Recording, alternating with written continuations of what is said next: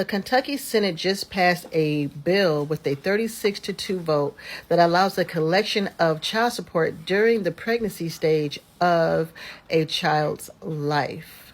According to the Kentucky State Senate, life begins at conception, and there are costs associated during the pregnancy stage of a child's life. Something important is happening right now that most people are not paying attention to. And by the time it becomes impossible to ignore, it will already be too late to walk it back. Laws do not usually arrive all at once. They arrive quietly, one layer at a time, disguised as reasonable, compassionate, and necessary. Today, we are going to talk about a set of proposals that fundamentally change the relationship between men, women, the state, and personal responsibility, and what this shift really means long term if it becomes normalized. Watch this video all the way to the end, because once you see the full pattern, you cannot unsee it. Before we get into it, make sure you like the video, share it, subscribe to the channel, and click the notification bell, and select all if you want more Angry Guy content and want to get every single video the moment we release it. Also, if you want to learn how to protect and safeguard your assets and grow your wealth in an increasingly unstable world, make sure you check out Angry's Crypto Academy. The Academy is linked in the description below, and it is where I teach how to buy, sell, and trade crypto responsibly with a long-term mindset. If you are serious about taking control of your financial future, go check it out now. And if you are enjoying these Angry Guy videos and want to show direct support for the channel, you can buy me a Red Bull using the link in the description. It genuinely helps keep the lights on and the content coming. Now, let us talk about what is happening, because this is not a small policy tweak and it is not an isolated idea. This is part of a broader shift that has been building for years. Several states and lawmakers are now actively pushing what is being called prenatal child support. The basic concept sounds simple when it is first explained. The idea is that men should be required to financially contribute to pregnancy-related expenses before a child is even born. These expenses can include medical costs, insurance premiums, and other pregnancy-related care. On the surface, this is being framed as fairness, responsibility, and support for mothers and children. That framing is intentional because it makes questioning the policy socially uncomfortable. One of the most prominent federal efforts is known as the Supporting Healthy Pregnancy Act, introduced by Representative Ashley Hinson of Iowa. Under this proposal, states would be required to establish systems where the biological father of a child must pay at least 50% of out-of-pocket medical expenses associated with pregnancy and delivery. That includes health insurance premiums and related costs. Similar concepts are also being reintroduced at the federal level under names like the Unborn Child Support Act, backed by lawmakers including Representative Claudia Tenney and Senator Kevin Cramer. At the state level, bills like Senate Bill 110 go even further, allowing child support to be collected beginning at conception rather than birth. Taken together, these proposals signal a clear direction.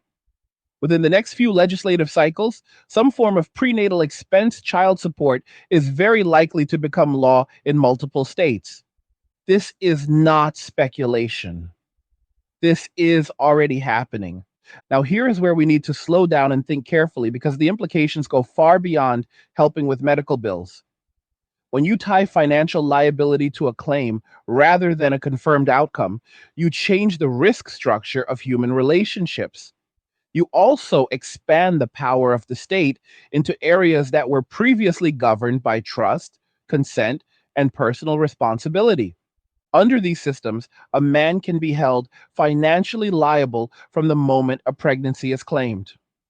That liability can exist before paternity is confirmed, before a child is born, and before any long-term legal framework is established.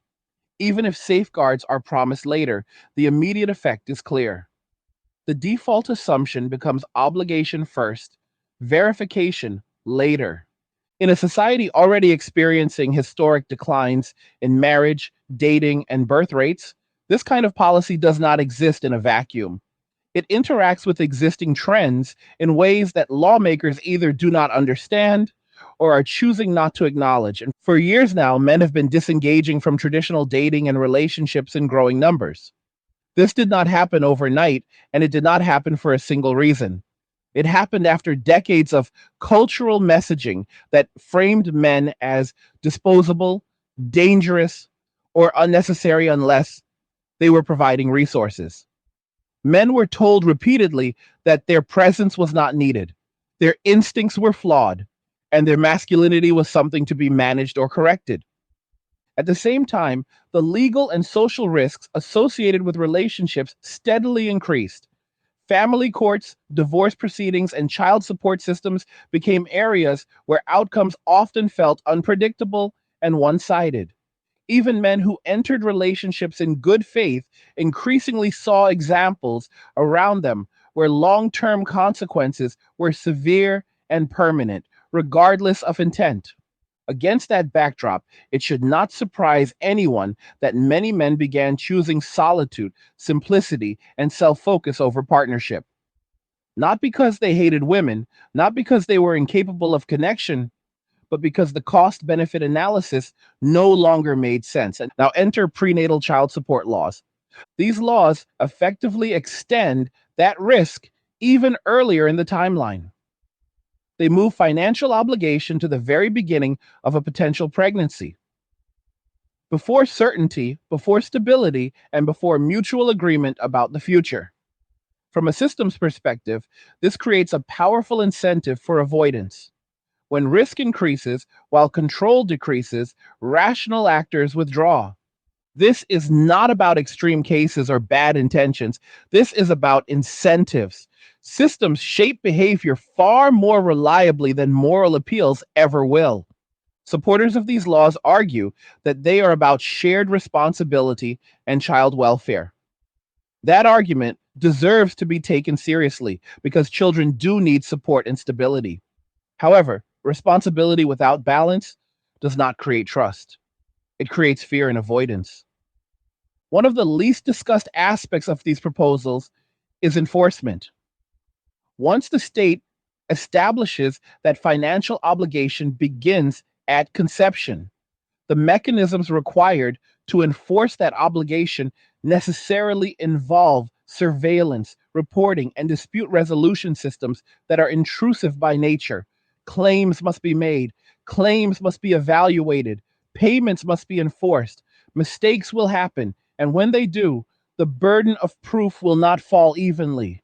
Even the possibility of being incorrectly named or entangled in a prolonged legal process is enough to change behavior at scale.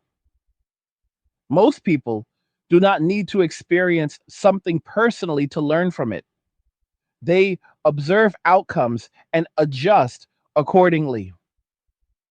This is where we connect the dots to the broader social pattern. Men are not walking away because they are confused or bitter.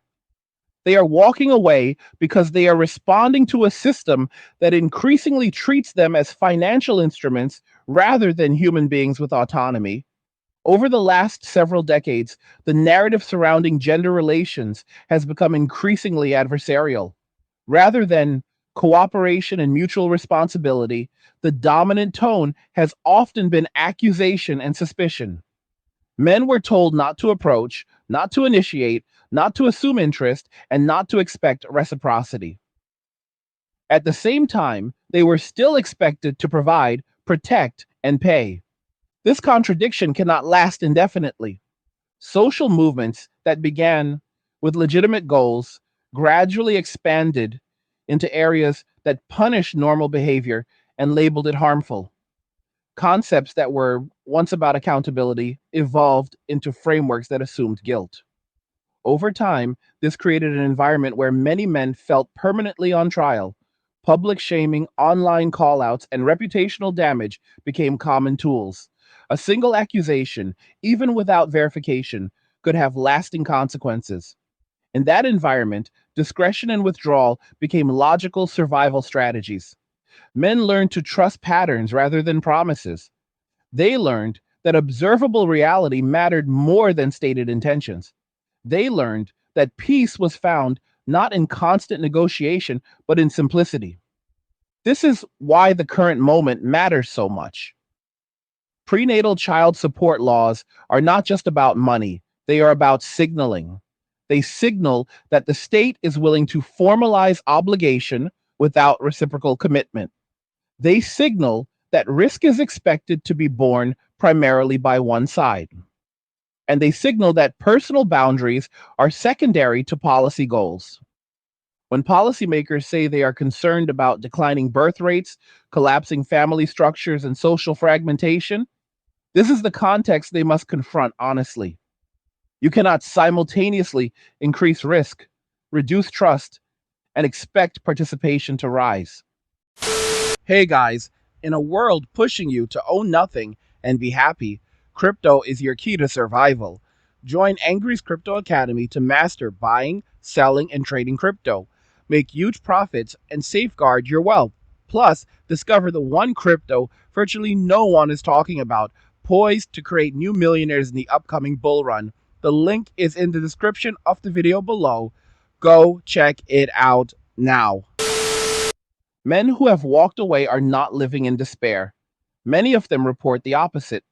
They describe a sense of calm, focus, and control that they did not experience before. Without the pressure to perform socially, financially, or romantically, they are able to invest in their own health, skills, and interests. Minimalism is not about deprivation, it is about removing unnecessary complexity. For many men, stepping away from dating and long term commitments has simplified life in profound ways. Fewer expectations, fewer conflicts, fewer legal vulnerabilities. This does not mean men no longer care about society. It means they are opting out of systems that feel extractive rather than cooperative. And here is the part that often goes unspoken. For generations, men absorbed risk quietly. They acted as buffers between harsh reality and the people they cared about.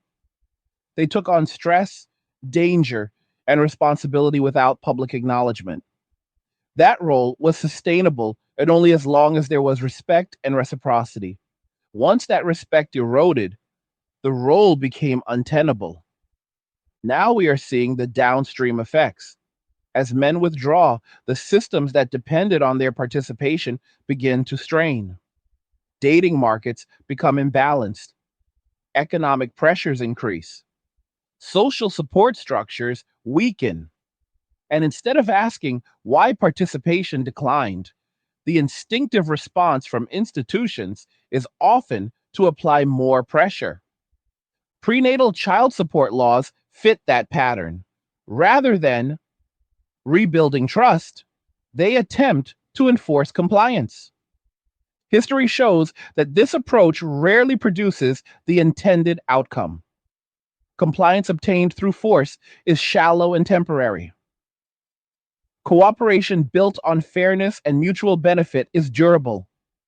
If lawmakers genuinely want to support families and children, the conversation must expand beyond enforcement. It must include honest discussions about trust, risk, accountability, and the unintended consequences of policy design. Right now, many men are not protesting. They are not organizing. They are simply leaving the table. They are choosing peace over participation in systems that no longer feel safe or fair to them. And that is the quiet shift that matters most. Because once people learn that they can live well outside a system, it becomes very difficult to compel them back into it. To understand why this moment feels so different, we have to zoom out and look at the economic layer that sits beneath these cultural and legal changes. Laws do not exist in isolation from money. They are shaped by it, and they shape behavior through it. When you introduce financial obligation earlier and earlier in the life cycle of a relationship, you are effectively shifting economic risk in a way that changes how people plan their lives. Most men today are not operating in the same economic environment their fathers or grandfathers did. Stable long term employment is less common. Wages have not kept pace with housing, healthcare, and education costs. Job security has been replaced with short contracts, gig work, and constant uncertainty. In that environment, risk tolerance naturally drops. Adding mandatory financial responsibility tied to pregnancy claims does not land on a blank slate. It lands on a population already managing debt, unstable income, and rising living costs. For many men, the margin for error is already thin. When lawmakers treat financial obligation as an abstract moral issue rather than a practical economic reality, they miss the most important variable in the equation. Responsibility requires capacity. You cannot legislate capacity into existence. This is why the argument that these laws will somehow encourage responsible behavior misses the point. The men who are already inclined toward responsibility do not need additional coercion. The men who feel cornered by expanding legal risk will simply disengage earlier. That is not a moral judgment, it is a predictable response to incentives. Consider how dating behavior has already shifted over the past decade. Men approach less, they commit later or not at all. They are more cautious about intimacy, more selective about relationships, and more guarded with their resources. This is not because they suddenly became indifferent, it is because the cost of being wrong increased dramatically. Prenatal child support laws accelerate that trend. They formalize a worst case scenario in the minds of men who are already operating defensively, even if only a small percentage of cases involve misuse or error. The perception of risk alone is enough to shape behavior at scale. This is something policymakers consistently underestimate. People do not respond to averages, they respond to stories, they respond to examples, they respond to what they see happen to others. When men see cases where someone is entangled in a legal process for months or years over a disputed claim, they do not think that will never happen to me. They think, how do I make sure that never happens to me?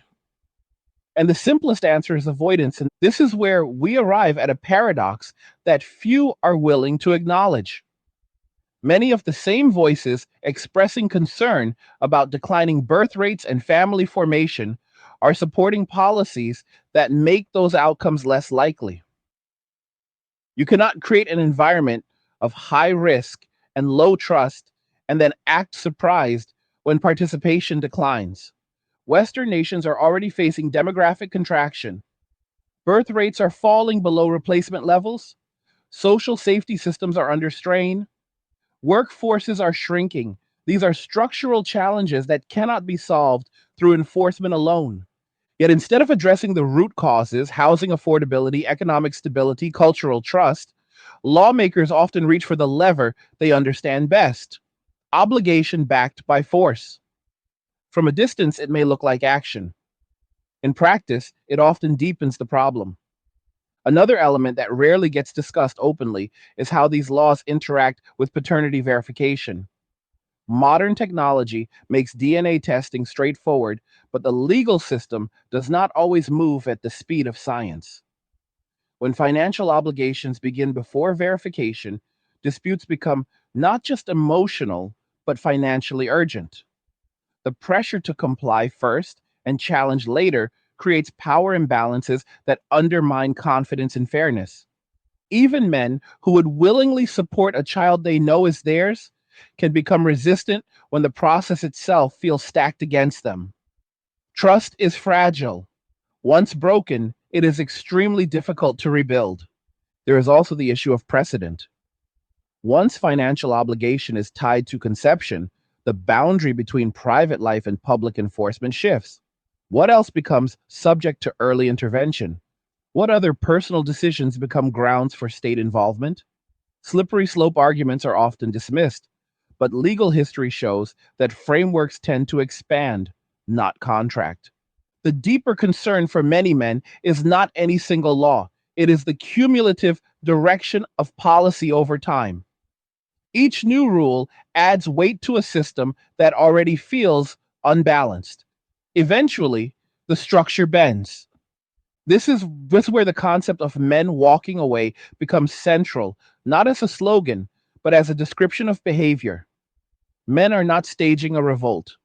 They are quietly opting out.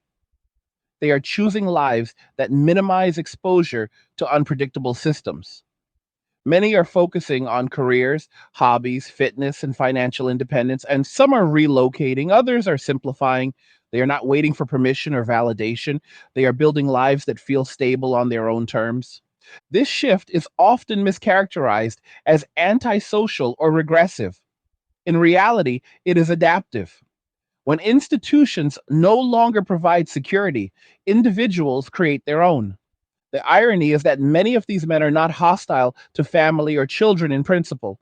They are hostile to systems that remove agency and impose liability without reciprocity.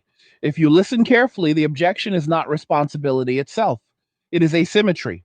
Responsibility without authority is not responsibility, it is servitude. Healthy systems balance rights and obligations. They create incentives for cooperation rather than compliance. When that balance breaks down, participation becomes optional in practice, even if it is discouraged rhetorically. Another cultural factor amplifying this divide is the way public discourse frames men who express concern. Questioning these policies is often met with accusations of lacking compassion or accountability. That response shuts down conversation rather than resolving tension. A functioning society depends on honest debate. When dissent is treated as moral failure, resentment grows underground. People stop engaging publicly and start making private decisions instead. That is exactly what we are seeing now. Men are not arguing as much. They are withdrawing. They are letting institutions talk to themselves while they quietly adjust their lives. This is also why online spaces matter so much in this conversation. Men share experiences, compare outcomes, and learn from one another. Patterns become visible. Advice spreads. Caution becomes normalized. Once a critical mass of people internalize a lesson, reversing it becomes extremely difficult. You cannot easily convince someone to re enter a system they believe is designed to punish them for participation. This brings us back to the original question: what do these laws actually accomplish? In the short term, they may shift some costs, they may provide additional resources in certain cases, but in the long term, they risk accelerating disengagement and deepening mistrust between men and institutions. Children do not benefit from systems that discourage stable relationships. Families do not form under coercion. Trust cannot be legislated. The uncomfortable truth is that social stability depends on voluntary cooperation. Once cooperation turns into compliance, the spirit that sustains institutions fades. If the goal is healthy families, then the conversation must change. It must move away from punishment and toward rebuilding trust. That means acknowledging the lived experiences of men without dismissing them. It means designing policies that are transparent, balanced, and respectful of autonomy. It also means accepting that some damage cannot be undone quickly. Once people learn to live without a system, returning to it requires more than promises, it requires proof. Right now, many men see proof moving in the opposite direction. They see expanding obligations, increasing scrutiny, and diminishing agency. They see cultural narratives that frame them as problems to be managed rather than partners to be valued. So they adapt. They stop dating casually. They reduce exposure. They invest in themselves. They prioritize peace. This is not collapse in the dramatic sense, it is quiet erosion. And quiet erosion is often more dangerous because it goes unnoticed until it reaches a tipping point.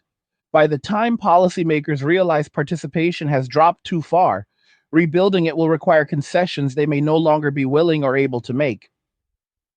To understand how trust eroded to this point, we have to rewind several decades and look at the story men were told about their place in society. This matters because behavior does not change in response to a single event. It changes in response to repeated messages over time. Culture teaches people what is expected of them, what is rewarded, and what is punished. When those signals remain consistent long enough, people adapt. For a long time, men were told that their value came from responsibility: provide, protect, build, endure. These were not abstract ideals. They were practical expectations that shaped how men oriented themselves toward work, relationships, and community. In exchange, there was an implied social contract. Commitment would be respected, effort would be acknowledged, sacrifice would be meaningful. That social contract slowly unraveled. What replaced it was not a new balanced agreement, but a fragmented set of demands. Men were still expected to provide, but no longer to lead. Still expected to protect, but no longer to be trusted. Still expected to sacrifice, but increasingly portrayed as beneficiaries of unearned advantage rather than contributors. At the same time, masculine traits that once served a purpose were reframed as liabilities. Confidence became arrogance. Assertiveness became aggression. Restraint became emotional absence. Young boys absorb these messages early, often without context or nuance. This shift was not just rhetorical, it showed up in institutions. Education systems began to treat boys as problems to be managed rather than students to be developed. Disciplinary standards tightened unevenly. Academic environments increasingly favored behavioral traits more common in girls, while boys fell behind and were told to adjust rather than accommodated. In adulthood, these patterns continued. In workplaces, social settings, and media portrayals, men were often cast as obstacles to progress rather than participants in it. Their mistakes were generalized, their successes were contextualized away. This matters because trust is built on recognition. When people feel unseen or mischaracterized, they disengage emotionally long before they disengage physically. Relationships absorbed this cultural shift as well. Dating became less about mutual discovery and more about negotiation under suspicion. Men were warned constantly about what not to do, how not to behave, and how easily misinterpretation could lead to consequences. At the same time, the expectations placed on men did not decrease. They were still expected to initiate, plan, pay, and perform emotionally, while also navigating an ever expanding list of unspoken rules.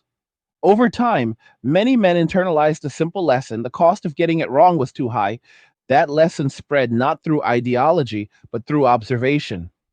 Men watched friends lose access to their children after breakups. They watched reputations collapse over misunderstandings. They watched financial obligations become permanent while relationships were temporary. They also watched the conversation around these outcomes become increasingly one sided. When men spoke about their experiences, they were often dismissed as exceptions or accused of lacking empathy. Structural patterns were reframed as individual failings. This is how trust erodes, not through dramatic conflict, but through repeated invalidation. Against this backdrop, laws that expand obligation without restoring balance feel like confirmation rather than correction. They reinforce the belief that institutions are not interested in fairness, only compliance. This is why appeals to responsibility fall flat. Responsibility only works when it is paired with agency. When agency is removed, responsibility becomes something to avoid rather than embrace. Men did not wake up one day and decide to disengage from relationships. They arrived there gradually after weighing outcomes, observing patterns, and adjusting behavior accordingly. The phrase men walking away captures this shift because it describes movement, not ideology. It describes a process rather than a position. Men are not necessarily angry. Many are simply done negotiating terms that keep changing against them. And the more pressure is applied, the more attractive disengagement becomes. This brings us back to prenatal child support and similar proposals. These laws do not exist in a vacuum. They land in a cultural environment already saturated with distrust. Instead of repairing that environment, they add another layer of risk. Supporters often argue that safeguards will prevent misuse, that systems will be fair, that bad cases will be rare. But this misunderstands how people evaluate risk. People do not plan their lives around best case assurances, they plan around worst case possibilities, especially when the downside is severe and long lasting. The introduction of early financial obligation changes how intimacy itself is perceived. What was once a personal decision becomes a potential legal exposure. That transformation has consequences that cannot be reversed with messaging campaigns. When intimacy carries asymmetric risk, it ceases to feel mutual. It becomes transactional, monitored, and constrained. This is not how trust is built. Some will argue that men who feel this way are simply unwilling to accept responsibility. But responsibility is not avoidance of risk. Responsibility is informed consent. It requires clarity about expectations and consequences on both sides. Right now, clarity is lacking and the rules feel fluid, standards feel subjective, outcomes feel inconsistent. In that environment, withdrawal is rational.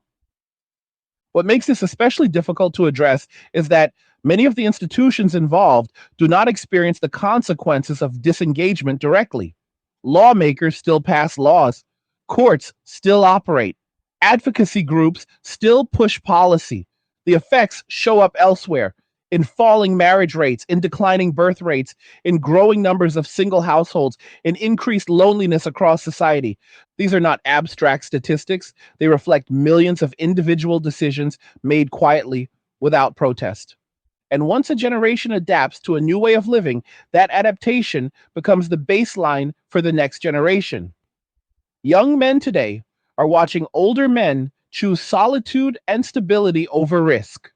They are learning from that example. They are not being persuaded by speeches about duty. They are persuaded by outcomes. This is why calls for men to return to traditional roles ring hollow. You cannot ask people to shoulder responsibility while denying them authority, respect, and security. That equation does not balance. If anything, the current trajectory teaches the opposite lesson. It teaches men that safety lies in independence, not integration. That peace lies in simplicity, not entanglement. Until institutions confront that reality honestly, policy changes will continue to miss the mark. As men continue to disengage, the social response to that disengagement has been revealing. Instead of curiosity, there is often denial. Instead of self reflection, there is blame. When participation declines, institutions rarely ask what made participation unattractive. They ask how to compel it back. This instinct shows up everywhere. In media commentary that frames male withdrawal as immaturity or failure. In policy discussions that assume men are withholding effort out of spite rather than self preservation. In cultural messaging that oscillates between shaming men for leaving and demanding they return. What is missing from these responses is accountability at the systemic level. If large numbers of people leave a system voluntarily, the system has failed to meet their needs. That does not mean the system is evil. It means it is misaligned. Ignoring that misalignment does not fix it, it deepens it. This is especially visible in conversations around dating and relationships. For years, men were told to step back, to listen more, to take up less space. Many did exactly that. They stopped approaching. They stopped initiating. They stopped competing for attention. Now, as dating markets shift and many women report dissatisfaction, the narrative suddenly changes. Men are accused of being passive, unavailable, or unwilling to commit. The same behavior that was encouraged is now criticized. This contradiction erodes trust further.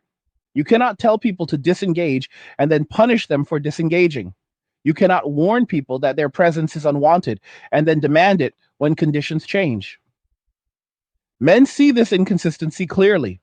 It reinforces the belief that expectations will always shift, but obligations will remain. Prenatal child support laws land squarely in this contradiction. On one hand, society tells men to be cautious, respectful, and restrained. On the other hand, it expands liability tied to intimacy. The message becomes incoherent. Be involved, but not too involved. Be responsible, but accept risk you cannot control. That is not a stable framework for cooperation. Another reaction to male disengagement is moral framing. Men who walk away are often portrayed as selfish or antisocial. Their desire for peace is reframed as avoidance of duty. Their boundaries are interpreted as hostility. This framing ignores a basic truth. People who feel safe and respected do not withdraw en masse. Withdrawal is a signal, not a cause. When men talk privately about why they step back, the language is rarely ideological, it is practical. They talk about risk management, they talk about legal exposure, they talk about emotional exhaustion, they talk about unpredictability. They are not rejecting connection, they are rejecting instability. The rise of online communities where men share experiences accelerates this process. Information spreads quickly, patterns become obvious, advice becomes standardized. What once required years of personal experience can now be learned in weeks by observing others. This is why the trend feels sudden to those who are not paying attention. It is not sudden, it is cumulative. Once a critical mass of men internalizes the same lesson, individual persuasion becomes ineffective. You cannot convince someone to re enter a system when their peers are actively warning them against it. This is where the comparison to economic behavior is useful. Investors do not need every market participant to lose money to become cautious. They respond to signals, they watch volatility, they adjust exposure. Men are doing the same thing socially. Prenatal child support laws increase volatility. They introduce uncertainty earlier in the process. They make outcomes less predictable. That is the opposite of what encourages long term investment, whether financial or relational. Supporters of these laws often argue that men should not be afraid if they have nothing to hide. This argument misunderstands fear. Fear is not about guilt, it is about lack of control. Even people who follow the rules avoid systems where enforcement is arbitrary. Even people with good intentions avoid environments where mistakes carry permanent consequences. Trust requires predictability. Another overlooked factor is how these policies interact with changing norms around privacy. Modern life already involves constant documentation. Messages are saved, interactions are recorded, context is flattened. In that environment, expanding legal consequences tied to personal relationships increases the incentive to avoid situations that could be misinterpreted later. This does not produce healthier relationships. It produces caution, distance, and emotional insulation. Men who walk away often describe a surprising outcome. Life becomes quieter, not empty, but calm. Without constant negotiation, expectation management, and self monitoring, they rediscover focus. They invest in their work. They improve their health. They build routines that feel sustainable. They cultivate friendships that are low drama and reciprocal. This is not isolation, it is selectivity. And once someone experiences that stability, it becomes very difficult to convince them to trade it for uncertainty again. This is where the long term implications become serious. Societies depend on people choosing to pair up, build families, and invest beyond themselves. That choice cannot be forced without consequences. If the cost of participation continues to rise, fewer people will participate. If disengagement becomes normalized, it becomes contagious. The demographic effects will not show up immediately. They will unfold slowly over decades, smaller cohorts, fewer taxpayers, greater strain on social systems. At that point, policymakers will face a choice: reform systems to rebuild trust or increase enforcement to compensate for declining participation. History suggests many will choose enforcement, but enforcement has limits. You can compel payment, you cannot compel connection. This is why the current trajectory is so concerning. It prioritizes extraction over engagement, obligation over cooperation, control over trust. Men are responding rationally. They are not organizing protests. They are not demanding special treatment. They are simply opting out. And the quieter the exit, the harder it is to reverse. As we look ahead, it becomes impossible to separate these social shifts from the broader economic changes already underway. The future that many institutions are planning for is not the future that most individuals are experiencing. Automation, artificial intelligence, and restructuring of labor markets are changing how people earn a living, how stable that living feels, and how much control individuals have over their time and income. For many men, the traditional pathway that once made family formation feel attainable no longer exists. The idea of a single income household is increasingly unrealistic. Even dual income households are under pressure from rising costs and stagnant wages. In this environment, adding new layers of obligation without increasing stability feels disconnected from reality. When survival itself feels uncertain, people become conservative with risk. This is not cynicism, it is adaptation. Men who are walking away are not doing so because they lack ambition. Many are deeply focused on building skills, businesses, and financial resilience. What they are avoiding is exposure to systems where effort and outcome feel disconnected. This is where the conversation about responsibility often breaks down. Responsibility is meaningful only when there is a clear line between action and result. When that line becomes blurred by legal complexity, shifting standards, and unpredictable enforcement, responsibility feels less like duty and more like hazard. Prenatal child support laws amplify that hazard perception. They extend obligation into a phase of life that is already emotionally and financially volatile. They turn uncertainty into liability. Supporters often frame these policies as aligning incentives toward healthier outcomes. But incentives only work when participants believe the system is fair. When fairness is questioned, incentives backfire. Men are not ignoring children. They are questioning frameworks that assign obligation before trust is established.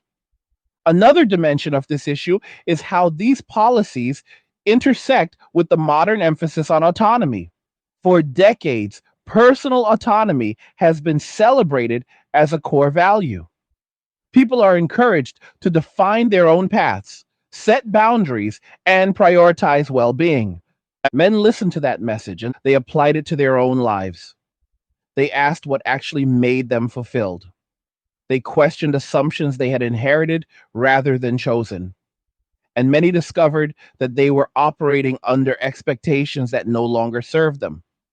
Walking away was not an act of rebellion, it was an act of alignment. Now, as institutions attempt to reassert influence through policy, there is a disconnect. You cannot spend years telling people to prioritize themselves and then punish them for doing exactly that. This contradiction fuels disengagement rather than reversing it. There is also a generational element that deserves attention. Younger men are growing up watching older men navigate these systems. They see the stress, they see the trade offs, they see the long term consequences. They are learning before they ever enter the arena. This means the impact of today's policies will not be limited to current participants. It will shape the expectations of future generations. Once a narrative about risk becomes established, it is passed down culturally, not legislatively. Young men are increasingly pragmatic. They are not driven by abstract ideals about what life should look like. They are driven by observable outcomes. And if the observable outcome of engagement is instability, they will choose stability elsewhere. This is where technology plays an unexpected role. Digital tools allow men to build fulfilling lives without traditional structures. Remote work, online communities, fitness culture, and independent income streams make self directed living more viable than ever. In previous generations, opting out carried significant social cost. Today, it often does not. This changes the leverage institutions once had. When alternatives exist, compliance declines. Prenatal child support laws attempt to anchor obligation earlier, but they do not address the underlying shift in leverage. You can require payment. You cannot require belief in the system's legitimacy. That legitimacy is eroding. One of the most telling signs of this erosion is how conversations around these topics are increasingly avoided in public spaces. Men do not argue as much anymore. They do not write long manifestos. They simply make different choices. Silence is not consent, silence is exit.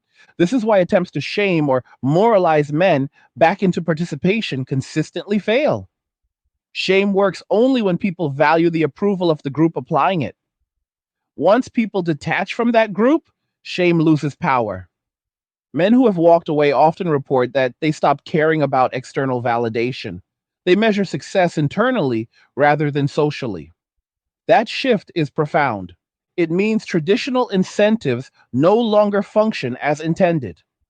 Another overlooked aspect is emotional bandwidth. Modern life is exhausting.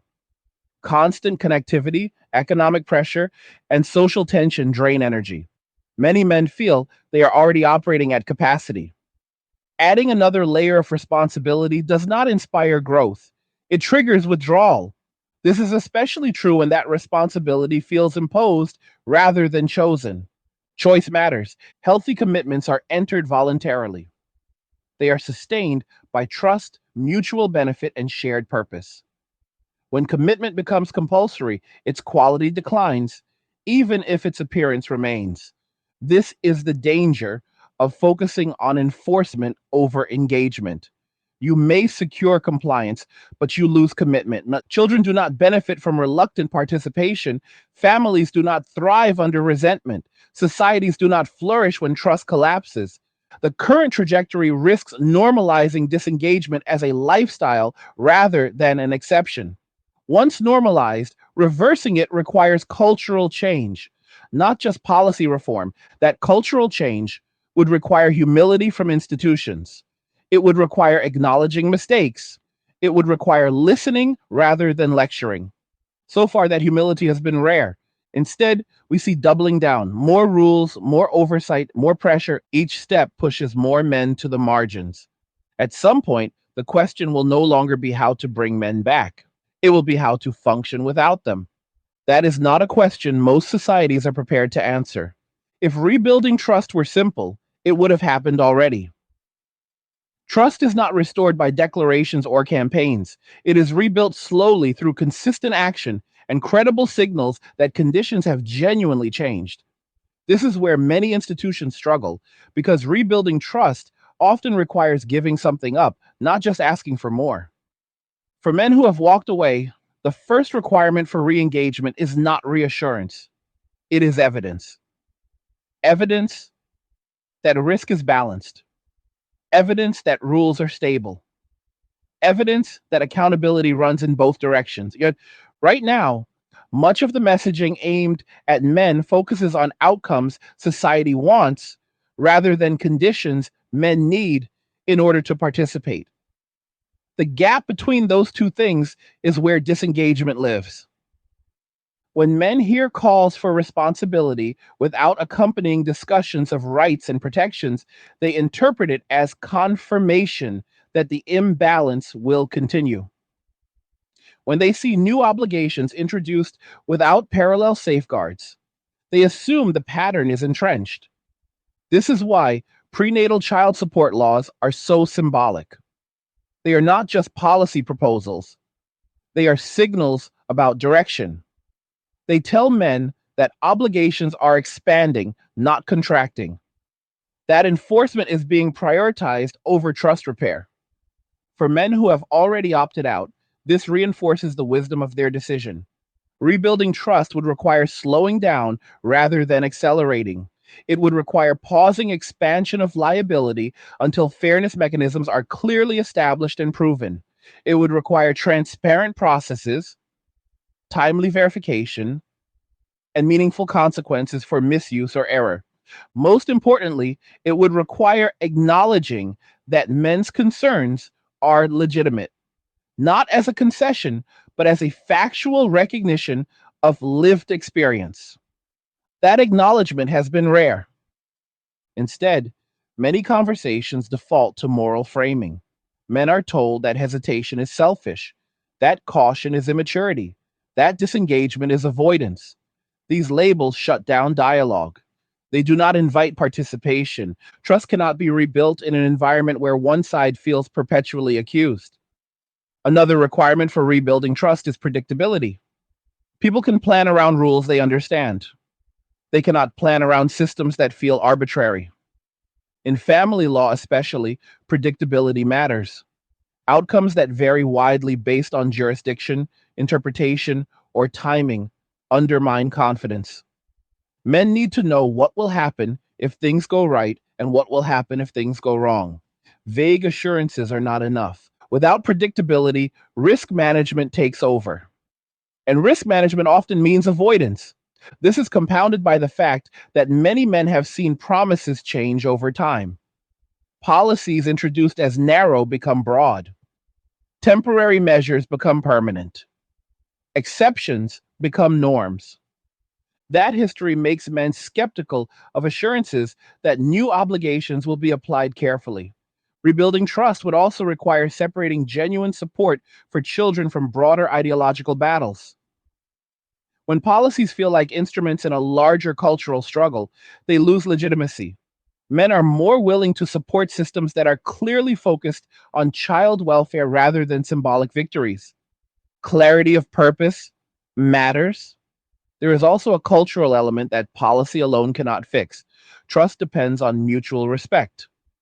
That respect must be visible in media, education, and public discourse, and men need to see themselves represented as contributors, not liabilities. When cultural narratives consistently portray men as problems to be managed, disengagement feels like self respect rather than defiance. Changing that narrative does not mean denying real issues, it means avoiding generalization. It means treating men as individuals rather than archetypes. Without that shift, policy reforms will always struggle. Another challenge is timing. Trust rebuilding is slow, but disengagement is accelerating. Each year that passes with expanding obligations and unresolved concerns pushes more men out of the system. The longer this continues, the harder it becomes to reverse. Young men form expectations early. If their formative experiences teach them that engagement is dangerous, those lessons persist. This is why the window to change course is narrowing. Once a generation normalizes walking away, it becomes a cultural default rather than a response. Institutions often underestimate how durable such shifts can be. They assume participation will rebound when conditions improve. But people do not forget lessons learned at personal cost. For many men, walking away was not easy. It required letting go of hopes, expectations, and social approval. Having made that sacrifice, they are unlikely to return without compelling reason. That reason cannot be pressure. It must be trust. Trust requires humility from those in power. It requires admitting that some policies may have unintended consequences. It requires listening without defensiveness. So far, much of the response has been reactive rather than reflective. Prenatal child support laws exemplify this. They respond to real needs, but do so in a way that ignores broader context. They treat symptoms without addressing causes. The cause of declining family formation is not lack of enforcement, it is lack of confidence. Confidence that effort will be rewarded, confidence that risks are shared, confidence that systems are fair. Until that confidence is restored, new obligations will continue to push people away. Men who have opted out are not waiting to be convinced. They are building lives that work without institutional approval. They are finding meaning in autonomy, discipline, and simplicity. This does not make them enemies of society. It makes them independent of it. Societies can function with some degree of independence. They struggle when independence becomes the norm rather than the exception. The question is not whether men will come back. The question is whether institutions are willing to change enough to make coming back rational. That change would require slowing the pace of intervention, restoring balance, and demonstrating fairness consistently over time. It would also require a cultural shift away from adversarial narratives and toward mutual accountability. Without those changes, disengagement will continue quietly, steadily, and predictably. As disengagement becomes more common, it begins to reshape how men understand themselves and their place in the world. Identity is not fixed, it is shaped by feedback. When men step away from traditional roles, they do not disappear. They reorganize. For generations, identity for men was closely tied to being needed and needed by family, needed by community, needed by institutions. That sense of being needed provided purpose, even when the cost was high. When that need was questioned or dismissed, the foundation of that identity weakened. Men adapted by redefining value internally rather than externally. Instead of measuring success by approval or status, many began measuring it by stability, autonomy, and peace. Instead of seeking validation through relationships, they sought it through mastery of skills, physical health, and financial discipline. This shift is subtle but profound. It changes what men prioritize. It changes what they tolerate. It changes what they are willing to risk. In relationships, this manifests as higher standards for reciprocity. Men are less willing to pursue connections that feel one sided or transactional. They are more willing to walk away early rather than negotiate endlessly. This is often misread as emotional detachment. In reality, it is selectivity. Men who walk away are not emotionally numb, they are emotionally deliberate. They choose where to invest because they have learned that investment carries cost. Community also changes under these conditions. Traditional community structures often revolved around shared obligation. When obligation becomes suspect, community becomes more voluntary and interest based. Men gravitate toward groups centered on fitness, craftsmanship, learning, and shared projects. These communities are often quieter, less visible, and less performative.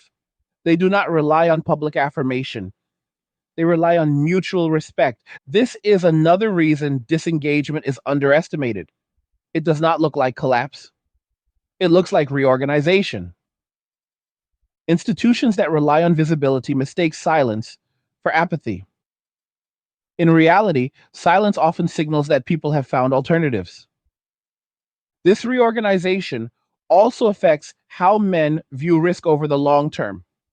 They become more conservative in areas where downside is permanent and more willing to take calculated risks where outcomes are within their control. For example, men may be willing to start businesses, relocate, or invest in new skills, but unwilling to enter legal or relational arrangements where exit is costly and uncertain. This is rational behavior. Prenatal child support laws fall squarely into the category of arrangements with asymmetric risk and limited control. For men who have reorganized their lives around predictability, such policies reinforce avoidance. Another consequence of disengagement is how it alters expectations around intimacy itself. When intimacy carries significant legal or financial implications, it becomes less spontaneous and more strategic. This does not enhance connection, it turns it into negotiation. Some will argue that this is simply maturity, that adults should be cautious. There is truth in that. But when caution becomes default avoidance, something deeper has shifted. This trust has become scarce. Scarcity changes behavior. When trust is scarce, people hoard it. They give it sparingly. They protect it fiercely. Men who have walked away often describe a recalibration of trust. They trust actions over words, patterns over promises, outcomes over intentions. This makes them resistant to narratives that frame new policies as compassionate without addressing structural imbalance. Compassion that ignores consequences is not reassuring. This is why efforts to reframe these laws in softer language often fail. Men are listening less to tone and more to structure. Structure determines outcome. The structure being built right now prioritizes early obligation, expanded enforcement, and centralized authority. It does not prioritize mutual consent, shared risk, or restorative trust. That structure sends a clear message. As disengagement reshapes identity, it also reshapes expectations for the future. Men begin planning lives that do not rely on traditional milestones. Marriage becomes optional rather than assumed. Parenthood becomes a deliberate choice rather than an expected outcome. This is not inherently negative. Choice is valuable. The problem arises when systems are designed around assumptions that no longer hold. Social policies still assume widespread participation in traditional family structures. When participation declines, those systems strain. The response so far has been to tighten requirements rather than rethink assumptions. That response treats symptoms, not causes. Another area where the shift is visible is emotional expression. Men who disengage often become more comfortable with solitude. They learn to regulate emotion internally rather than seeking external reassurance. This is often misunderstood as emotional withdrawal. In reality, it is emotional self sufficiency. Self sufficiency reduces dependency. Reduced dependency weakens leverage. Institutions accustomed to leveraging obligation find this unsettling. They respond by attempting to reassert control. Prenatal child support laws can be seen through this lens. They reassert leverage earlier in the process before autonomy solidifies. But leverage without legitimacy breeds resistance. Legitimacy comes from fairness. Fairness requires balance. Balance requires listening. Without those elements, policy becomes brittle. The long term risk is not open conflict, it is quiet divergence. Men and institutions moving in different directions, each assuming the other will eventually adapt. Men already have. Institutions are slower. As this divergence continues, misunderstandings deepen. Men who have reorganized their lives are often portrayed as disengaged from society. In truth, they are engaged on different terms. They volunteer selectively. They support causes privately. They contribute economically without seeking recognition. They simply do not center their lives around systems they do not trust. This makes them harder to categorize and harder to influence. Public discourse often lags behind reality. By the time a shift becomes visible in statistics, it has been underway for years. So we are now at that point. Declining participation is visible. Concern is rising. But the proposed solutions still reflect old assumptions. Until those assumptions are questioned, outcomes will not change. If the current trajectory continues unchecked, the end state is not dramatic collapse. It is something quieter and far more difficult to reverse. It is a society where large numbers of men no longer see themselves as stakeholders. They still work, still pay taxes, still exist within the system, but they do not emotionally or socially invest in it. They treat society the way society has treated them, transactionally and at arm's length. This is the danger policymakers consistently miss. When people disengage internally, the system can continue functioning on the surface for a long time. But the moment stress increases, whether economic, social, or demographic, there is no reserve of goodwill to draw from, no sense of shared sacrifice, no instinct to step forward voluntarily. That instinct used to be there. It was sustained by the belief that effort mattered, that fairness existed, even if it was imperfect, and that participation was ultimately worthwhile. Once that belief erodes, compliance may remain, but commitment disappears. You cannot build a stable future on reluctant participation. If men continue walking away, several outcomes become increasingly likely.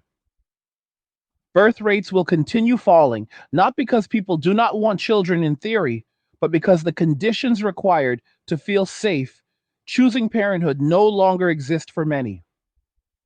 Informal relationships will replace formal ones, increasing instability rather than reducing it. Legal systems will become more strained as enforcement replaces cooperation, and social trust will continue to fragment along lines that are difficult to repair. The irony is that many of the goals behind these policies are understandable: supporting children, reducing hardship, promoting responsibility. These are not unreasonable objectives.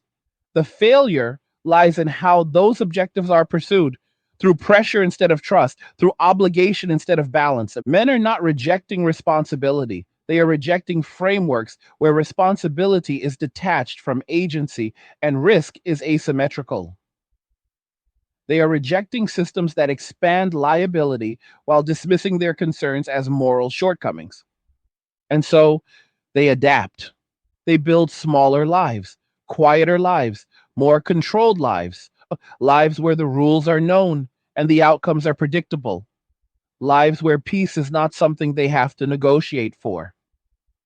Once a man learns that he can be content without constant social validation, without romantic entanglement, without institutional approval, it fundamentally changes how he sees the world. He stops chasing. He stops proving. He stops explaining. That is not bitterness. That is resolution. This is why simply asking men to return will not work. Demands without reform are just noise. Moral appeals without structural change are empty. Trust cannot be commanded. It must be earned. If institutions want men to re-engage, they will have to demonstrate, not promise, that fairness has been restored.